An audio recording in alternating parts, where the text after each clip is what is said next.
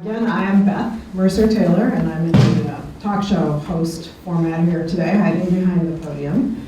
And I am the coordinator for sustainability education, including the Sustainability Studies minor, which was the way that we offered a class called Sustainability in Scandinavia, which just occurred this past summer in 2014. And Mallory and Steph are students from that class, and very fine students who are willing to come and present to the Frontiers audience and have great stories to tell.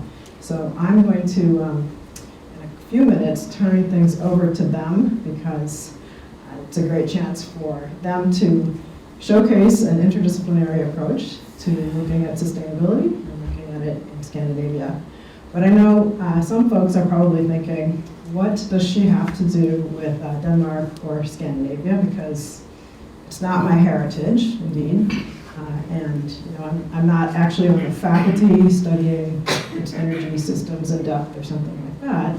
But in third grade, when I was redecorating my bedroom, I actually picked out Danish modern teak furniture to go with a really beautiful lime green rug.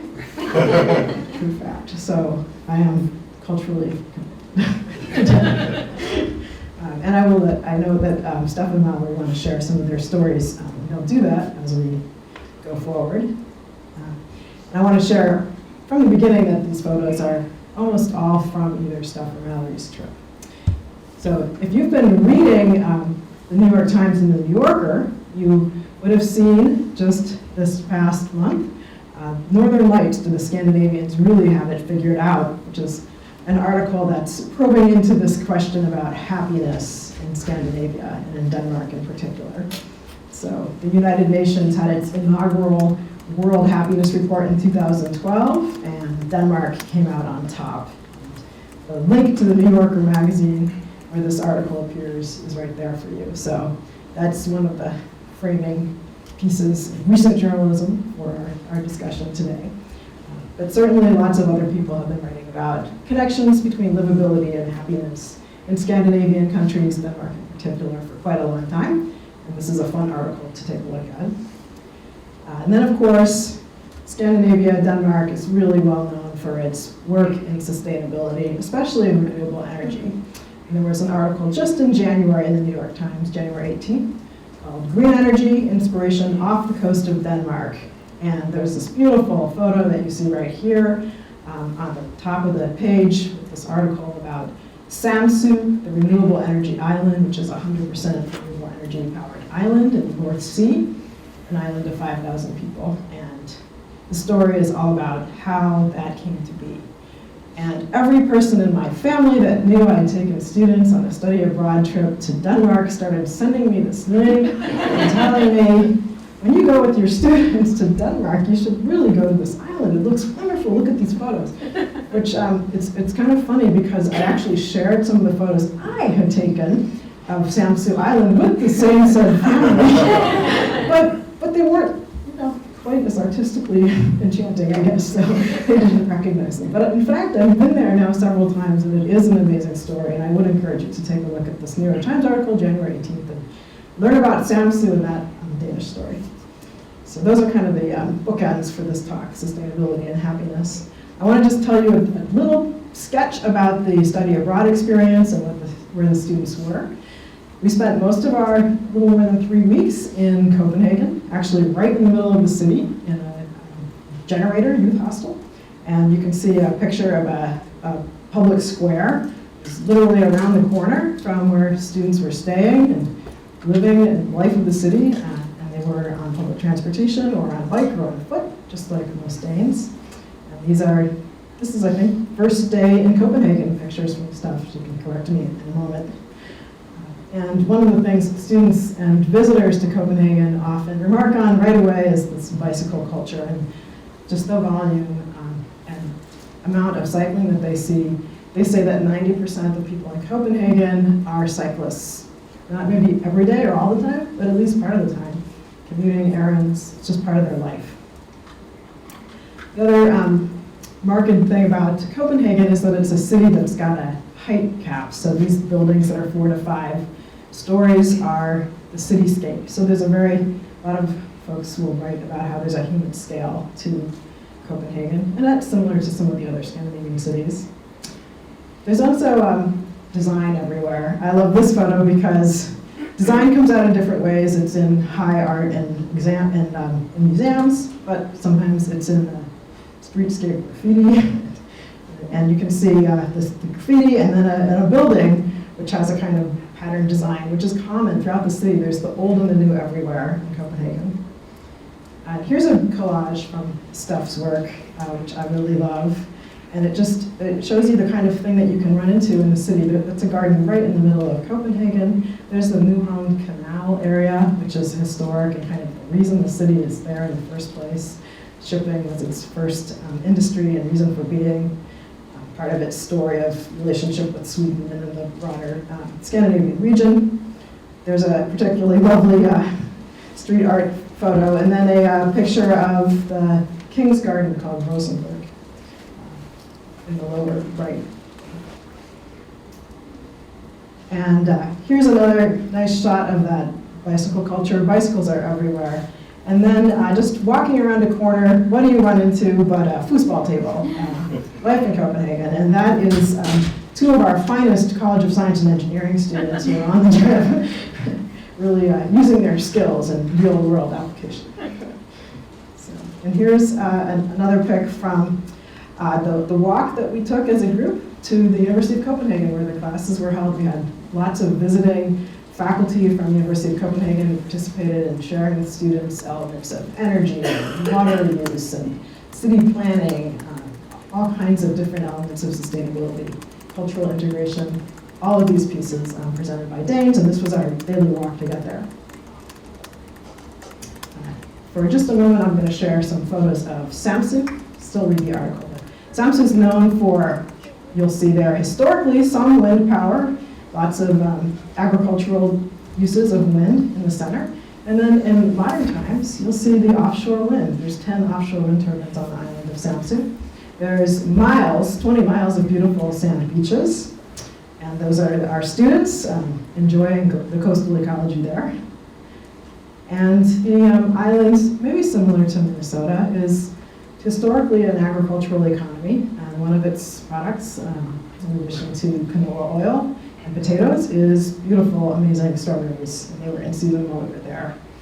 They also do recycling, a lot like we do. And I'll let them say more about that. There's a recycling shot, and the people say that everyone in Denmark speaks English. It's a small country, only 5 million Danish speakers, but in fact, the folks who work in the recycling centers, not so much. So historically, shipping and even watching out for Swedes and Norwegians was something the Danes needed to worry about. So here's a lighthouse that was on the watch on the coast. And some of the coastal ecology provided things like vitamin C for the Vikings back centuries ago. So you can see the students on the trail hunting for like a form of a wild asparagus and some other small plants that provided veg and vitamin C to the Vikings, and even to brave modern students who want to eat things from a coastal system. And then these flowers, the red flowers are poppies, and those were around on the island at different spots and beautiful. Here's a village scene with a pond, and then a fishing village. So fishing wasn't so important in Samsø historically.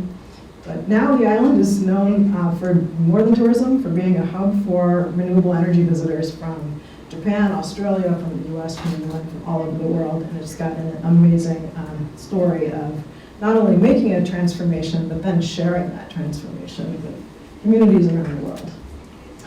So quickly, here's Malmö, the spot in Sweden across the Øresund from Copenhagen, where we spent just a day on this past trip. We did do some comparisons between Copenhagen and Malmö. Copenhagen's sustainability kind of exists more within neighborhoods, within buildings, kind of across the city in different small pockets. In Malmö, there's been a big investment in the area around this iconic building called the Torning Torso, which is a very high efficiency building, and it's a brownfield project on the old shipping harbor area called the Western Harbor of Malmö, and now it's a multi-use neighborhood with that iconic building kind of as its centerpiece. It's got, you can see a little bit of shot of the greenery, some very cutting-edge wastewater, ways of handling wastewater in an artistic and aesthetically interesting way, some beautiful architecture, and a iconic waste system. You see in the photo on the right, that's where you put your quote-unquote trash, and there's a much larger facility kind of right behind those two pillars that's for recycling. It's actually easier and more attractive, so that's kind of the cutting-edge approach to the waste cycle in Malmö, Sweden. Of course, they've got a spot for electric cars, and the electric car is under the solar panels, so a closed loop sort of thinking there. And there's a photo of what they call the International Village, which along the little canal in the neighborhood called Western Harbor, which is supposed to represent house designs from different parts of the world. To our American eye, at least to mine, that looks very still Scandinavian. So those homes are each supposed to represent different countries. So there's an attention to culture as well as to the more technical parts of sustainability. And now we're going to turn to the fun talk show element of this presentation and turn things over to Mallory and Steph, who want to tell you a little bit about themselves, and then we'll get into our top 10 reasons straight from the Happiness Institute as to why Denmark is the happiest nation. I have to mute.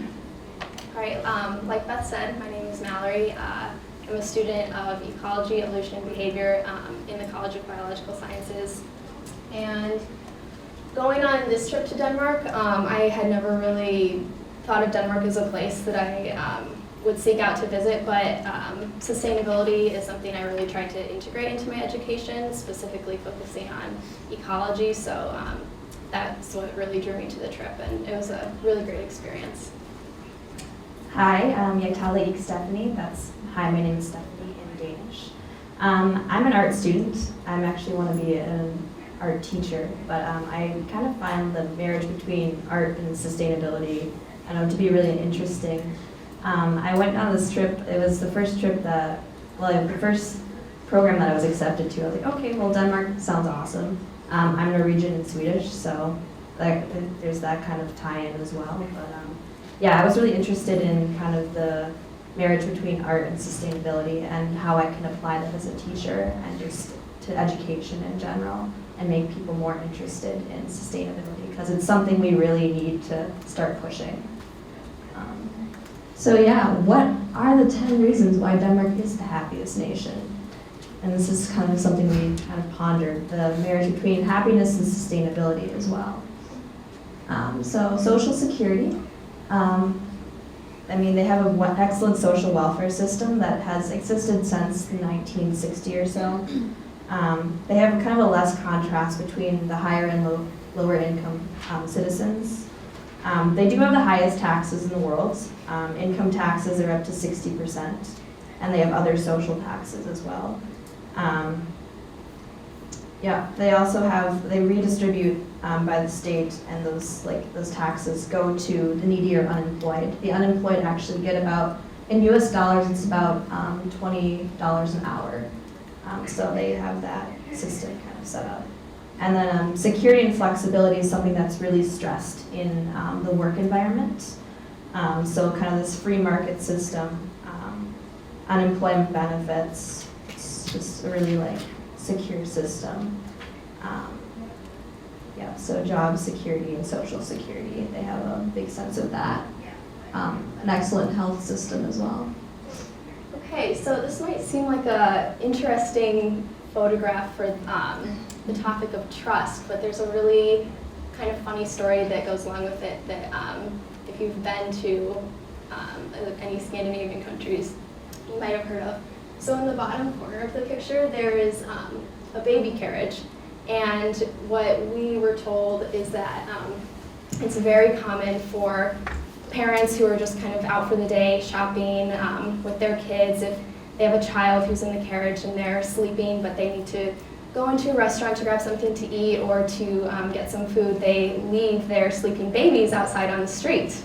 And I think there was actually an instance of someone who was Danish in New York who did the same thing, and she actually got arrested because they were thinking she was neglecting her child, but she was so confused because that's just what they do, and they don't really have any fears that anything bad will happen to their child because it is a very trusting society, kind of building off of the welfare system that they have.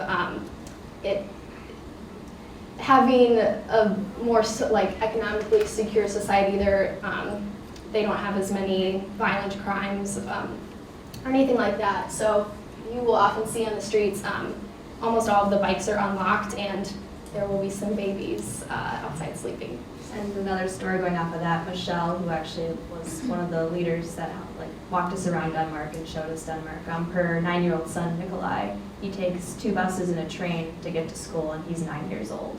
So there is that sense of trust that people are going to help him if he does get lost, or they really just trust that he can get to school, and he will be safe and everything will be well. All right, well, kind of ties into that social security again. Denmark is one of the wealthiest, or the wealthiest nation. And Maersk is actually one of their biggest contributors to that wealth. It's a huge shipping company. Do you have anything else you want to? Yeah, well, there's kind of an interesting story, I think, with the Opera House of the Maersk funded this large opera house that they ended up building right across the bay from one of the royal castles. And so it's an interesting kind of paradox of the old wealth of their royal family and then this new wealth of Maersk that kind of runs the economy in certain ways. And you can kind of just see the wealth also when you're walking around, just these beautiful elaborate buildings, and everything just feels very beautiful and ornate in a way. So civil society kind of definitely goes along with Social Security, and the way that we took this was that because they do have this economic security and this trust in their society, they spend a lot more time giving back. So I think that you had a statistic on 60% of... well, 35% of Danes perform unpaid voluntary work.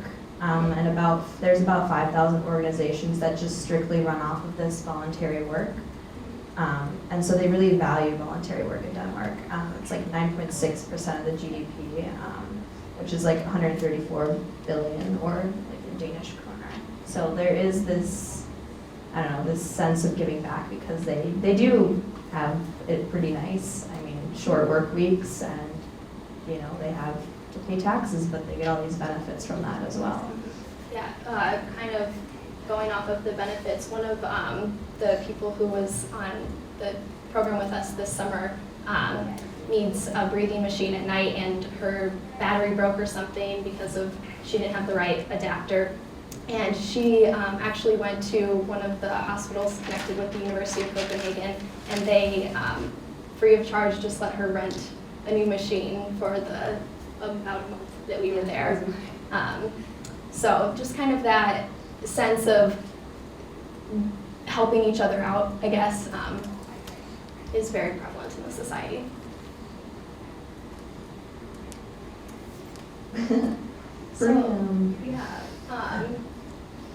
This is not a picture of our group, but we came across the same thing, and along this bay there's a section of the road or the sidewalk where there's just these trampolines, and we thought that kind of, you could associate that with freedom as, I guess, just it's very peculiar, but it is a way to kind of make someone's day, I guess, and I guess you could argue that it's maybe not freedom exactly, but it's the freedom to just kind of put these things around the city, like the foosball tables, and there's not any objection to that.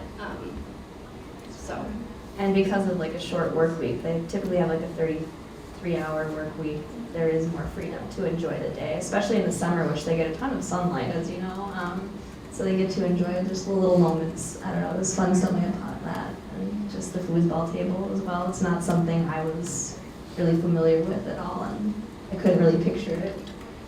But yeah, it was fun. All right, work. As I mentioned, they do have 33-hour work weeks, so very short work weeks. They're very productive during that time, but they also get time to kind of enjoy the day and enjoy their family as well. Yeah, and this is, so we kind of wanted to tie in or represent how big of a part agriculture is to their society. So I think 60% of the land in Denmark is actually devoted to agriculture. And they are the #1 exporter, I think, of pig products in the world. And they do get a lot of kind of grief for that because they don't have very Clean ethical pig agriculture. So this was actually at an organic farm that we visited outside of Copenhagen. And what they do is they have kind of like a CSA program similar to like the things that we see here. But they also have this kind of market that people from the area can come to, and instead of getting their like weekly box of vegetables, they can come and kind of as a small local grocery store. And they, at this place they also had programs where they bring in school-aged children and teach them about like organic farming. And so there was a group there when we were there also. Yep, and they get to harvest the vegetables, and at the end they teach them actually how to cook a meal with the vegetables they had harvested. So it was kind of a beautiful system of giving back that, yes, work is hard, but like there is a good outcome as well. All right, democracy. So if you've never been to Denmark, then you won't realize, I guess, how important their flag is to them. The two people from the Danish Institute that greeted us at the environment had plenty of Danish flags flying around to kind of direct us to where they were and then follow them as they took us to our hostel. And so they're very proud of their flag, maybe not in the same way that some Americans are, but yes, very, very It's not as tacky, I'd say, but they are very proud. Charlotta, who actually like helped us tour, and she was just amazing. She would be like, "All right, you Americans," and she'd have like a little Danish flag. Come on, come on. So she kind of corral us. But one interesting thing I think about their democracy is they don't have, they have many different political parties, which is obviously very different than the system that we have. And I think there was some sort of election going on when we were there because they had posters all around, but they weren't really, they were just kind of the candidates' faces. So they weren't very descriptive, and I don't know, I can't really comment on what that means, but it was interesting because I think that their political system is definitely different than ours because it is like a socialist system, but yeah. Yeah, it didn't seem as in your face in a way. And then it was kind of more familiar, or just kind of nice to see the candidates' faces just around. And they were kind of these artsy, posters of them just kind of displayed throughout the city of Copenhagen. So that was kind of nice to see. But yeah, they have tons of parties. So a lot more things to choose from and a lot more things to kind of weigh and think about. Whereas here it's, pretty much just Democratic and Republican. All right, so this is a park, a very large park that was near the hostel we were staying at. And because it was the summer and it was light from pretty much 5 a.m. to 11 p.m., there were people outside all the time, partially because during their winter right now they have no sunlight, so when it is light they definitely want to be outside. And it seemed to be just, people weren't really there to do activities, they were more just there to socialize and hang out. There would be a lot of people having picnics, and it was maybe during hours that we would think would be traditionally work hours, but thinking again that they do have a shorter work week, it really, I think, embodies the balance that they do have in their society of realizing that work is important, but it is also important to kind of take a step back and have like that family time and that social time. Yeah, I was kind of laughing. I was like, do they work ever? Because they're always outside. They're always in the gardens, you know. They're always out and about. I mean, the city is packed walking around during the day. So yeah, I was just wondering. And then I realized later on, I looked it up. I was like, oh, a 33-hour work week. That makes sense. And a lot of them can do work at home. And there is more versatility and flexibility, which gives them security. So that was nice to see. And then hygge. Hygge, it's not really a word that translates very well, but it means kind of like cozy or like comfy in the Danish culture. And it's kind of like an ambiance, like you walk into a room and like you kind of see these candles and, you know, nice pillows and plants, and that's kind of like the hygge. It's comforting. Mm-hmm. It's kind of, I think I would describe it mostly as a state of being, and I think a good analogy is kind of that like festive feeling you feel at Christmas time, where you just, you know, you have candles everywhere and you're surrounded by the people that really enjoy their company, and that's kind of what they try to create everywhere. And so this, the picture on the left is actually from the lobby of a waste treatment plant. So yeah, and I think the one on the right is like a Big Apple, and it's just a little like local cafe. Mm-hmm. Yeah, but it's a huge part of how they see themselves, and I think kind of going back to that balance where they just really take that time to kind of relax and create this environment that is just really calming and happy to them. Everywhere kind of felt like home. You'd walk into a business and there would be, you know, just, you felt really welcomed and comforted. And then they'd always offer you coffee and tea, and you'd be sitting next to like a candle and like plants. And you just felt like you were at home and welcomed. And then design, which was a big part, I noticed, especially being an art major, just kind of walking around Copenhagen, that there was just design implemented in just everyday things. That was actually the eco-village we went to. And these houses were just so cool. They actually got a say in how they wanted their house to be designed. Bright colors, you know, solar panels. And they kind of just, I thought they blended into the environment as well. So they were really environmentally conscious, but they also got a say in how they wanted their houses to be designed. And then that was actually at the incinerator, and it's kind of showing the like incinerator process of how they like absorb CO2 or other like harmful chemicals. And it's just, I mean, it's beautiful to look at. It's interesting to look at, which makes you want to learn more about sustainability and just the practices of it and green technology. So that is the end of our list. That is our top 10. Reasons why. So back to the end, I want to turn to the question that might be on some of your minds, which is, first of all, what would sustainability and happiness have to do with each other? And I've got an answer, but I want to also have Mallory and Steph provide an answer. And then the other question I know I want to answer before you guys ask is, can any of this good stuff be translated in the US or in Minnesota? So first of all, what do happiness and sustainability have to do with each other?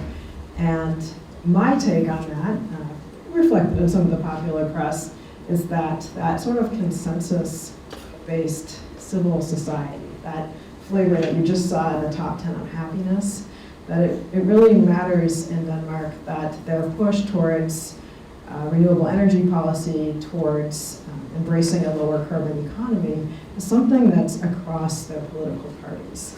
It's, you know, not that every single person you would come and interview in Denmark would say, you know, renewable energy is my favorite passion in life, but that's a direction for the society that makes sense for us. It's provided for them a thriving wind industry, and they've got some competition, but it's something that they have seen in terms of green jobs. It's something that the society has had rich discussions around energy for many decades now, and there really is a sense, and students have checked this, that, you know, the average person both believes in that social welfare state at some fundamental level and in that commitment towards a greener society. interestingly, maybe because of the livability and the happiness, that's part of maybe that flatter society and that society of kind of building caring for one another into a lot of the ways that the city functions and the ways that the government thinks about delivering services to people. Sorry, I'm losing my track a little bit, but that people don't then think separately about sustainability.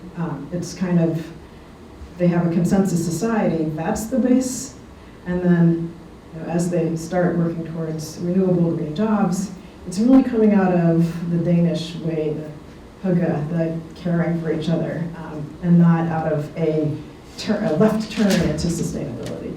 So they actually don't really use the term sustainability. They use it in English and for Americans, and at the Danish Institute of Study Abroad, which has some 1,200 Americans coming to Copenhagen, their most popular program is sustainability. But they only adopted that in the last couple of years because it's a frame that's not really how they think about the kind of work and themes that we call sustainability. So I think they are deeply related, but it's a bit of an odd question to ask a Dane. So, and then in terms of translating to the US and to Minnesota, it's a different culture, a different context, a different history.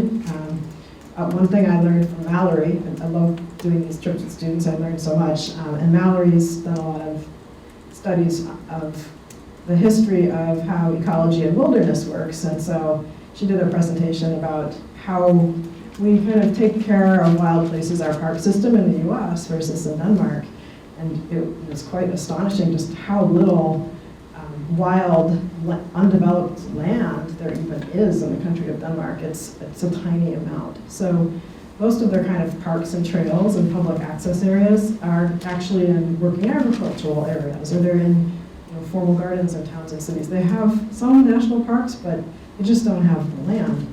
There used to be forests in Denmark, and now there's agriculture. So they have just they're a denser society. They have a really different history. So just, of course, you can't pick it up and translate it here.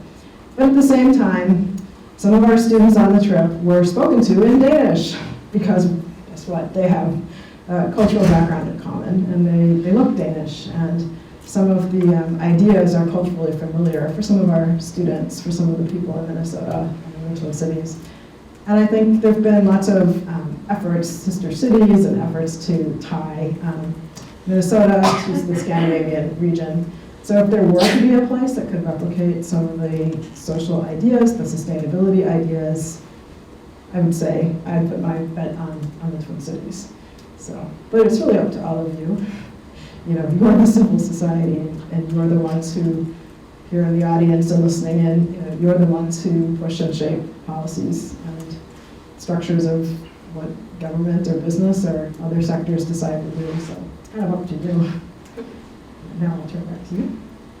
Oh yeah, I would completely agree with everything you said. A point that I like to think about is in my opinion, the reason that they're able to implement all of the civil society that they have and all of those kinds of things is really because of how small they are. It's a country of, I think, 5 to 6 million people, which, to put that in perspective, I think the population in Manhattan is 12 million. So because of that, their culture translates quicker, and so they are more unified in that way. So of course, when you're trying to implement something like sustainability, it's really important to have kind of like a unified goal and for everyone to be on the same page. And I think because of their size and because they do have that unified society already, implementing sustainability is much easier. And like Beth said, they don't even really think about it because it is already kind of integrated into their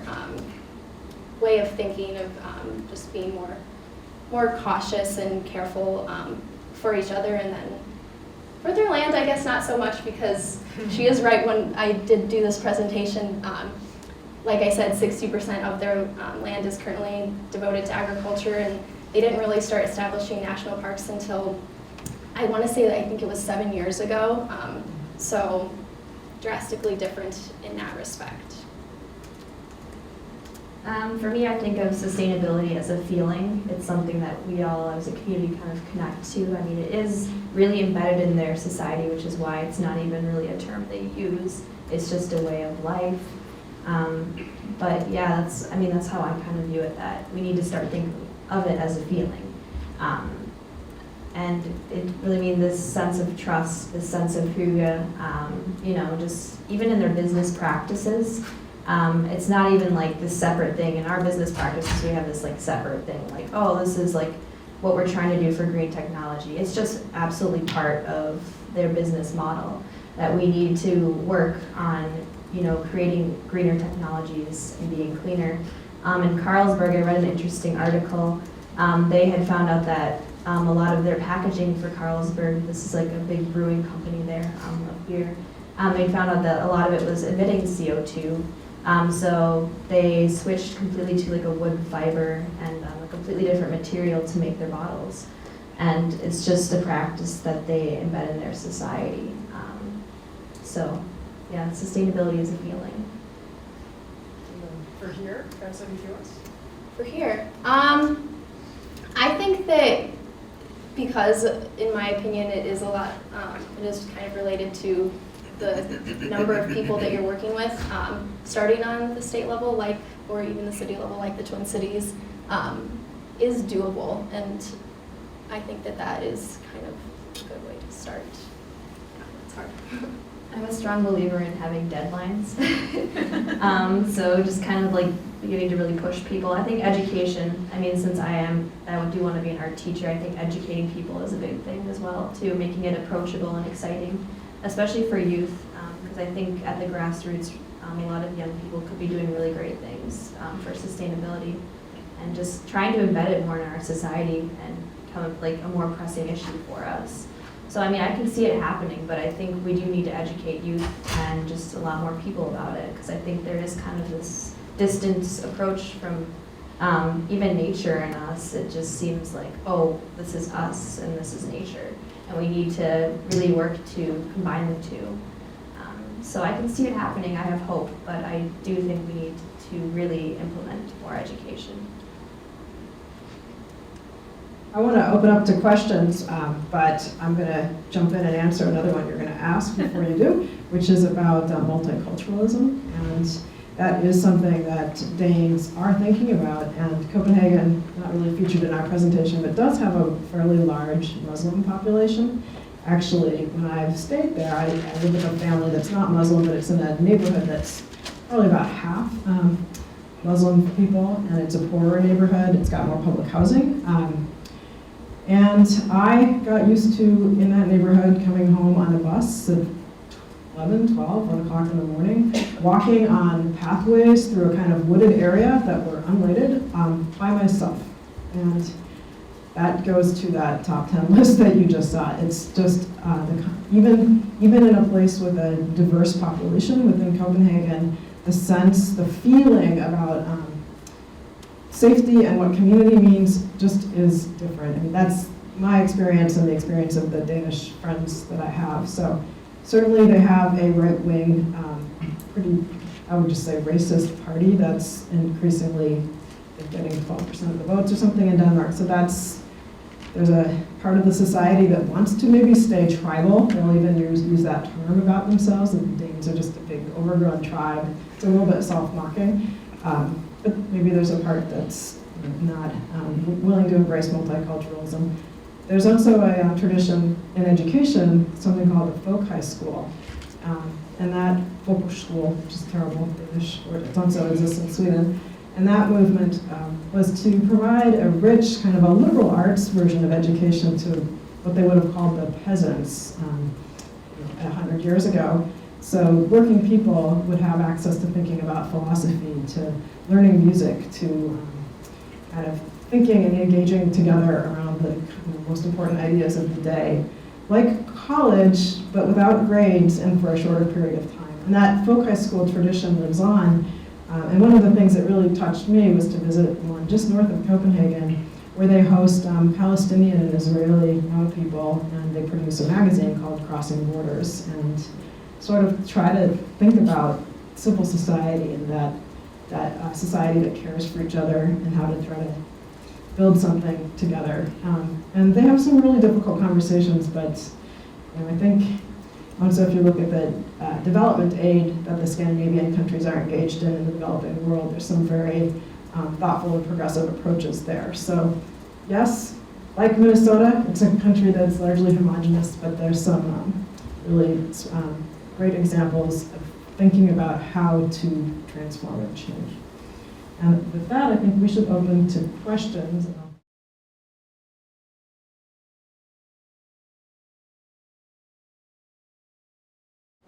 It's a deep question.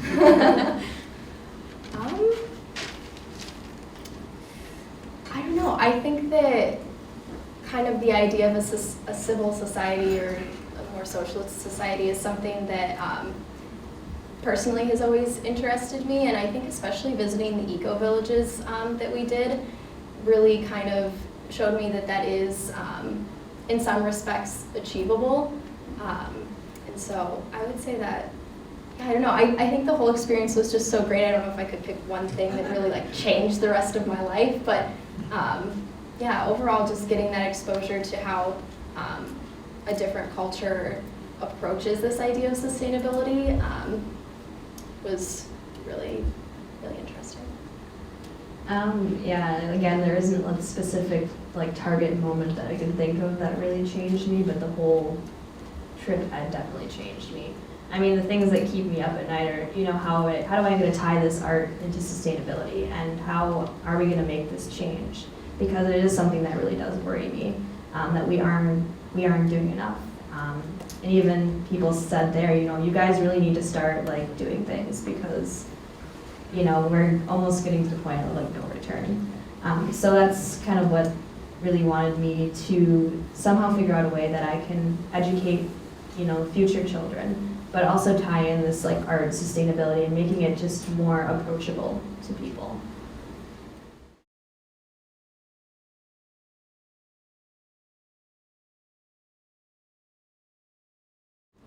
I just want to jump in and say an average of 20% tax base versus almost 60% tax base is a transformative difference. We're more equitable than some other cities because of that Minnesota Miracle article, that's true, but we're such a far cry from being in a place where you can talk to a Danish student of any background or any income, and they're thinking about what they're going to major in and how they're going to do their education. And they're not trying to think about $100,000 in student loans. And if someone in the family is unemployed, they're not going to be homeless. There's now a little bit of homelessness, actually. There's a Roma population that's around the train stations and living in a homeless lifestyle, which is very, very troubling to Danes, because their society is about providing a basic safety net. And it just is that equity conversation and the opportunity gap conversation starts in a different place. At least that's my take, but I'll turn it over to my students. I don't think I could have said it any better.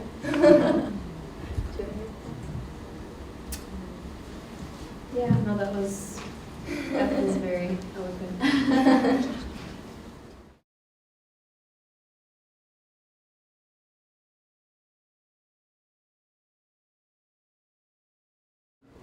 Well, I don't know specifically how their education is funded, but I do know that college is completely paid for, right, for all of the I would assume probably the tax system pays for a lot of that. Yeah. I remember this Danish mother, Charlotta, she just like had this big sigh of relief. She's like, all my children go to college, and you know, I don't have to worry about this debt that we're gonna be in. She's like, I don't even know, I can't even imagine what it's like for you. You know, like how stressful that would be. As she got to know them, she was worried about art. You know, she felt these students are her children too, and she had many conversations with them about how will you pay this off, and how can you also are working, and how do you do this? Maybe you should come here to Denmark. Yeah, so I think that, to kind of finish up your question, I think that starting out with your life without debt and then also having this education, it sets you up to be able to spend that time that maybe you would be working so hard to pay off these loans to kind of contribute back to the society that gave you that gift of free education. So yeah, I think because they are helped out by their society, they're more willing to help out in return. I think Minneapolis does have a pretty big volunteer cohort of people. From what I read, I think we have the highest volunteers in the state of Minnesota. But yeah, it's hard to really be able to give back if you don't feel that you're being fully benefited by society either. The fact that you have all these debts and the fact that there's the healthcare system and other sense of security that I don't think we completely have, but the Danes do have.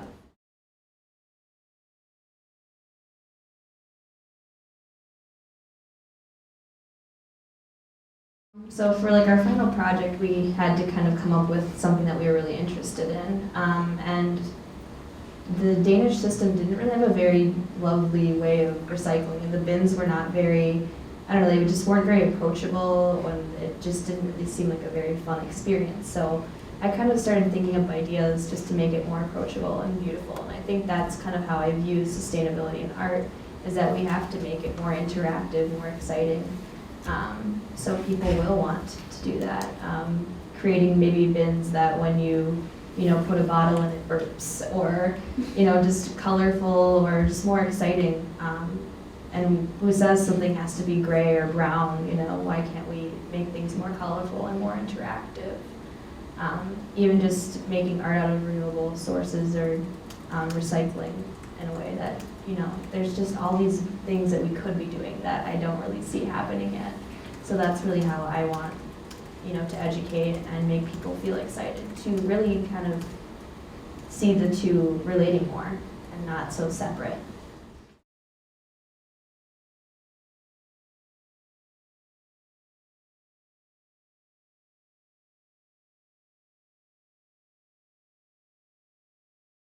We did have a We had presentation.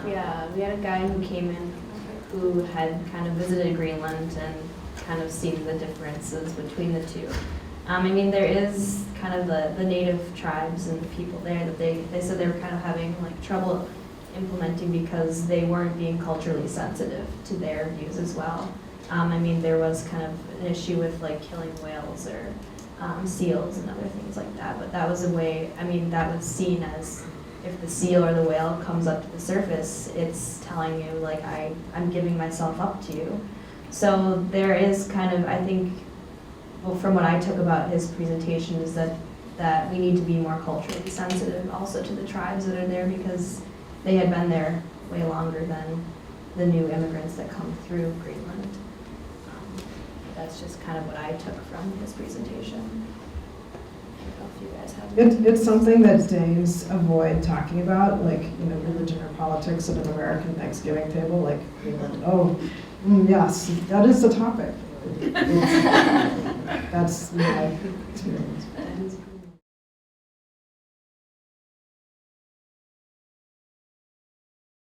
I actually have a very specific instance that I can think about for that. I took a freshman seminar called Ways of Knowing in Science, and the first week of class we went up to the White Earth Reservation for a weekend, and we're kind of introduced to the Native American perspective of land use. And I don't know exactly what it was about it, but just the way they kind of described treating the land as a real living being and with respect and giving back to it, and all of those things that encompass their way of knowing really struck with me, and I had always been interested in more of the technological aspects of sustainability, but that interested me much more in the kind of social and spiritual aspects. So, and there were not many bike helmets. Yeah, for me it's just been kind of a way of life. Sustainability was really introduced to me as a young child. One of my parents is a naturalist, so I was camping a lot. I got to really learn to appreciate nature. And then my other parent, she's an architect, but she's also a green architect. She's LEED certified. So both, I mean, it's just been kind of something that's been a big part of my life. We compost, we have worms in our basement in like a bin. So yeah, it really was just a big part of my life. But I think coming from two parents that are educators, we all kind of are focusing on how do we really make the change and how do we really push people into this way of sustainability.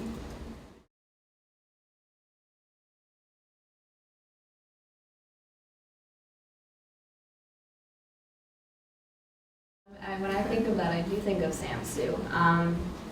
There was kind of an older farming population there, and so sustainability for them wasn't something that was really welcomed by them exactly. I think they kind of felt a little more pushed into it. And you know, they had done these farming techniques for generations. So like this new way of thinking was just kind of a weird shift for them. And I think it was kind of confusing to them also. Something like with Samsu that I kind of noticed is that they did drive and they used cars a lot as well. So I'm impressed with Samsu, but at the same time there was some kind of surprising things that I'd seen there that I didn't really, think was going to actually happen. That maybe it is sustainable, but there are still aspects that aren't so sustainable. And that's what I thought of. I just wanted, I want to just note that I think Mallory and Steph may be the first current U of M undergrads in the Frontiers series. So maybe a special round of applause for them.